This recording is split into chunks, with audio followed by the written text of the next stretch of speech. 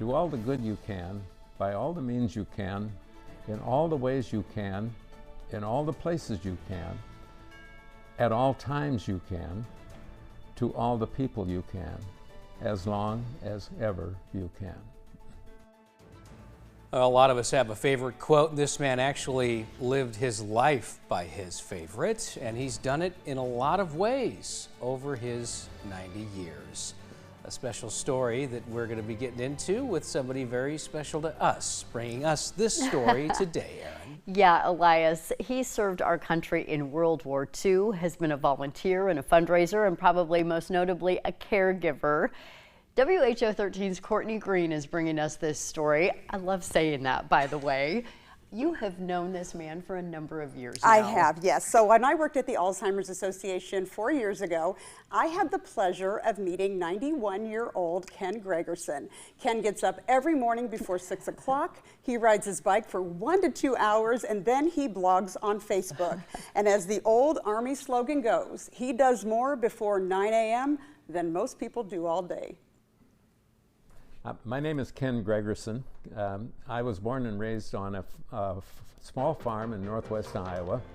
I went to a very, very small high school. There were only 7 boys in my graduating class, no girls.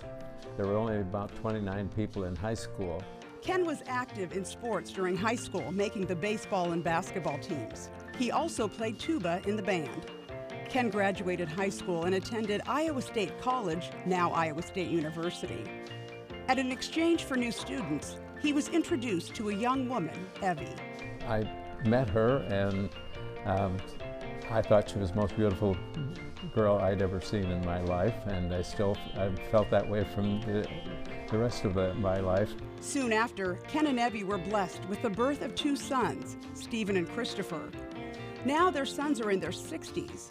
Ken has 5 grandchildren, 7 great-grandchildren, and another one on the way. In 2010, Evie started to have issues with memory, and in 2012, she was diagnosed with Alzheimer's disease. Alzheimer's is one of those diseases that you really don't pay any attention to until you have to. And that's probably true of a lot of diseases. You know, you don't really worry about any illness until it strikes home, and then you try to learn as much as you can. After caring for Evie at home for 7 years, Ken eventually found a memory care community that could provide the around-the-clock care she required.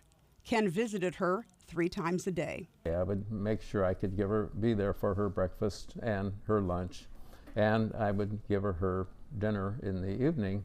But everything changed on March 10th, 2020, when COVID restrictions meant no visitors. Ken still went every day, meeting her outdoors, even singing to Evie outside her window. 6 months later, Evie died. But Evie is not far. For Ken, she's only a bike ride away. Ken used Evie's memorial contributions to build a bench at Sunrise Park in Ankeny. It's about 3 miles from my house, and that's almost every day, probably at least 3 times a week. I stop and sit on the bench and talk to Evie for a few minutes. It's a real joy to me, and it's even better than a tombstone or a cemetery plot to me. It means a lot. Evie's Alzheimer's diagnosis, journey, and ultimately her death inspired Ken to give his time and talents to the cause. And that got me involved in the Alzheimer's Walk, our annual fundraising event. It got me involved in wanting to be to do support groups and be a facilitator for them, as well as an educator for them. So I'm quite involved.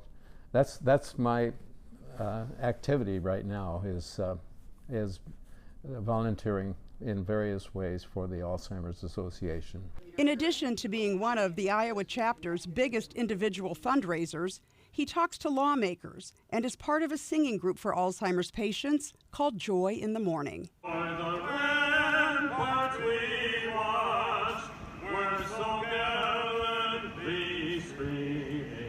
And speaking of singing, Ken has a voice and often sings the Star-Spangled Banner at Iowa Cubs games. Ken survived colon cancer in his 70s. Now at 91, Ken says he's grateful for his health, for his family, for his Alzheimer's work, and that he had the love of his bride, Evie, for 67 years. His favorite scripture is Matthew chapter 22, verse 37, describing the greatest commandment. Jesus said, you should love your God with all your heart and all your soul. And then he said, the second greatest commandment is you should love your neighbor as yourself. There's no disclaimers there. It doesn't make any difference what the color of the skin is. It doesn't make any difference if they're clean. It doesn't make any difference who they love. It's love your neighbor as yourself. And I try to do that. He does that.